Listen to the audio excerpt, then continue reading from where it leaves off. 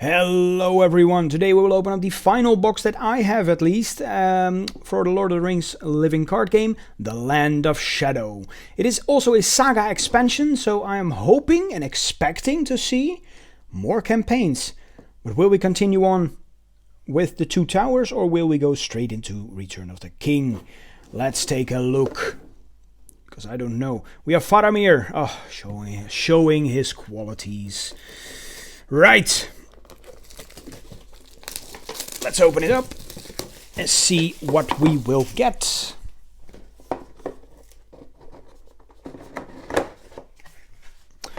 Okay, let's take a look here. A booklet, as always, with expansion symbol, some overview for what we will get.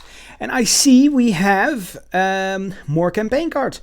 And these follow up from the previous box. So this is part 10, by the looks of it, up until 12. So this is the second part of the Two Towers.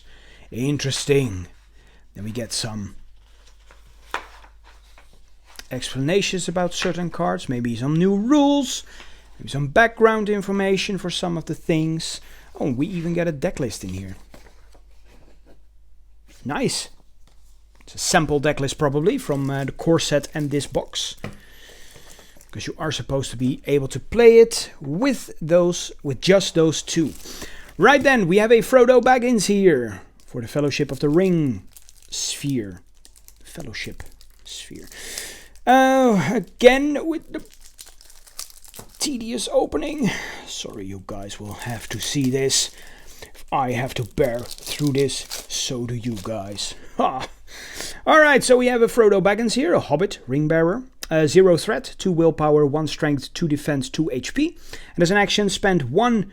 they didn't do the smiley this time. Alright. Spend 1 fellowship resource and exhaust the 1 ring to give Frodo Baggins plus 2 willpower and plus 2 strength until the end of the round. Then we have Faramir.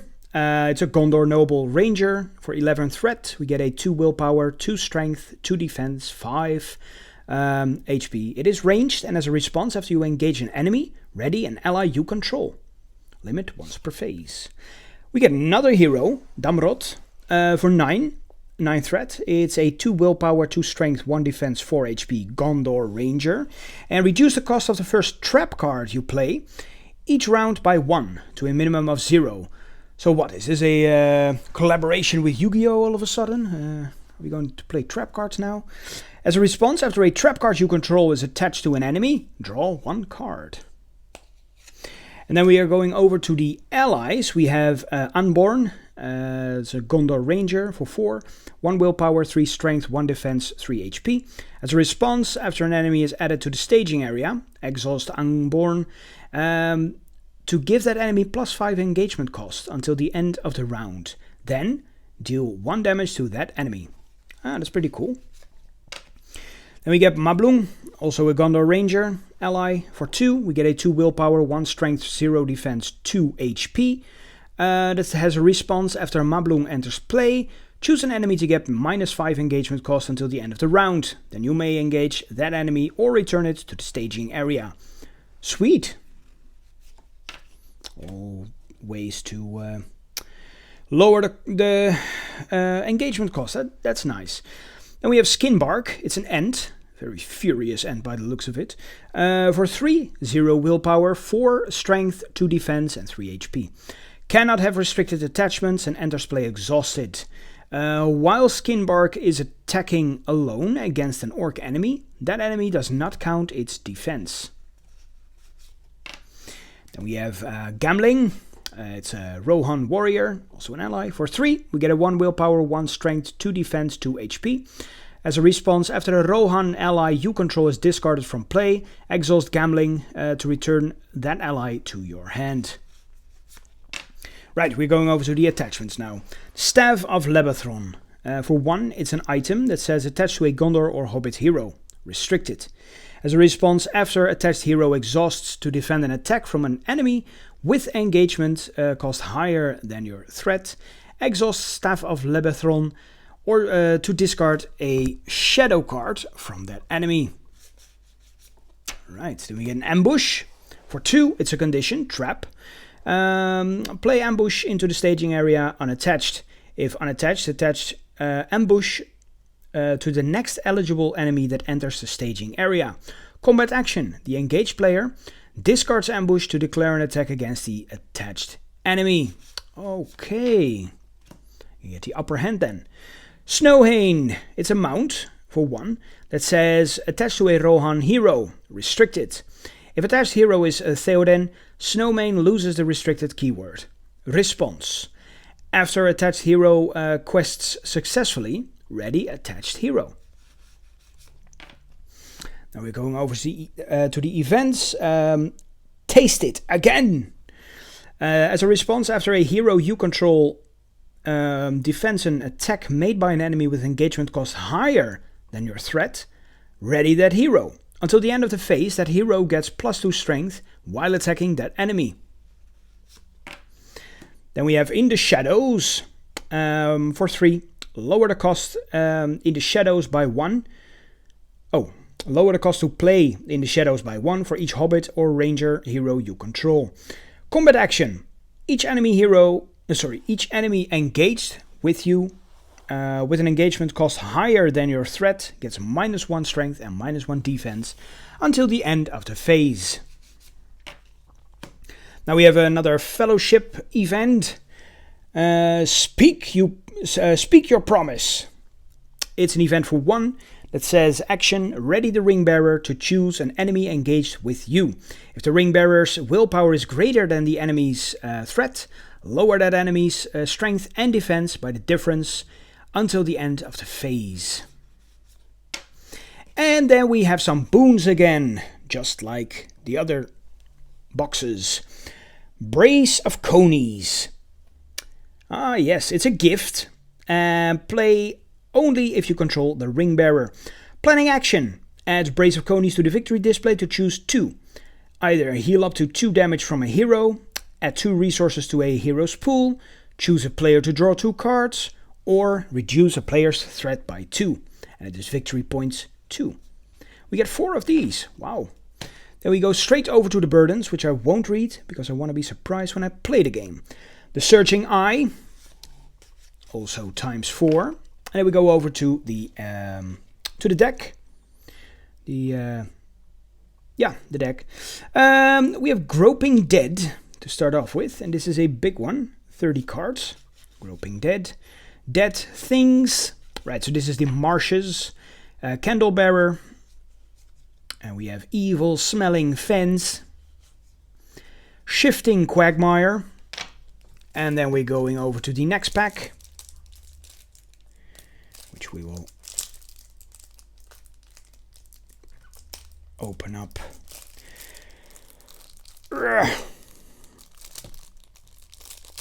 Right, we're getting there. Yes.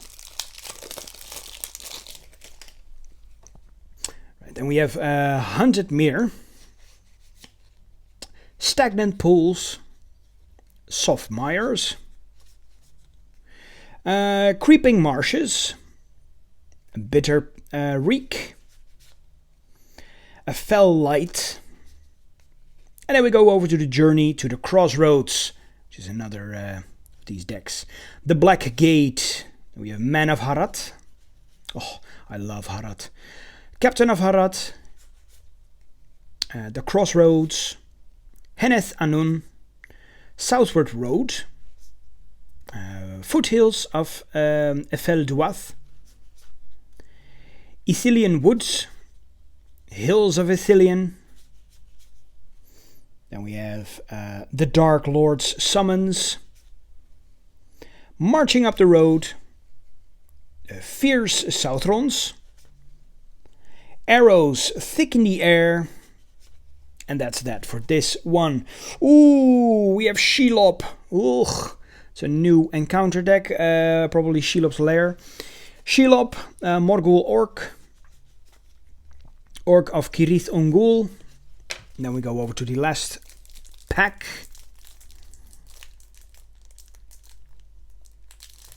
We can already see Gollum lurking about.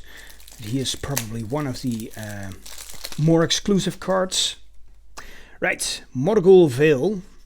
We have Schmiegel's Secret Way, Cleft of Kirith Ungul, The Spider's Lair, The Underway, Deep Dark Passage, Den of Night.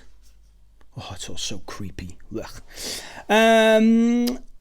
Exhalation of Decay, Many Openings, and then we have A Heavy Burden, The Land of Shadow. So this is the Land of Shadow. Ugh. Next up, a new encounter deck again, Morgul Wraith. And we have Call of the Ring, and then we go over to another encounter deck. We Hate Them. Ooh, and an Oliphant. Yay. Oh, this is again a new one. Oh my god. An Oliphant. Haradrim Soldier. Got a Haradrim Archer.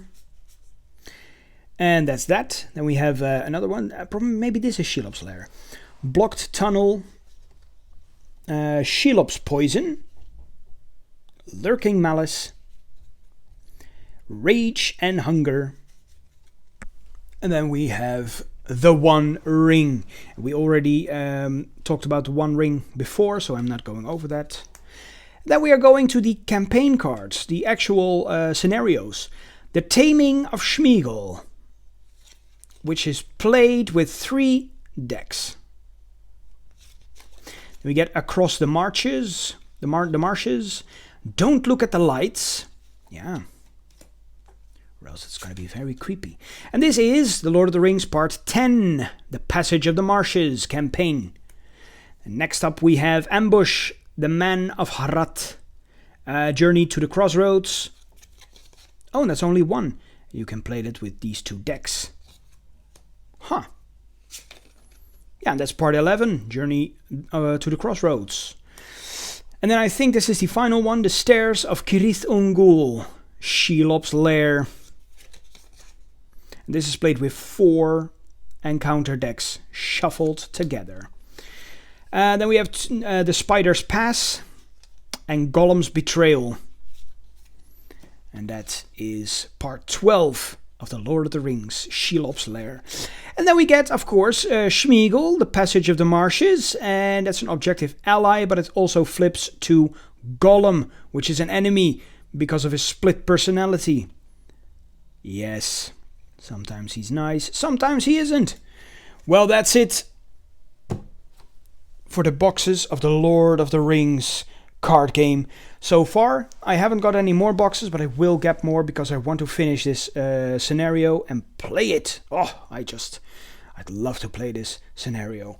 So thank you all for watching and see you guys next time. Bye-bye.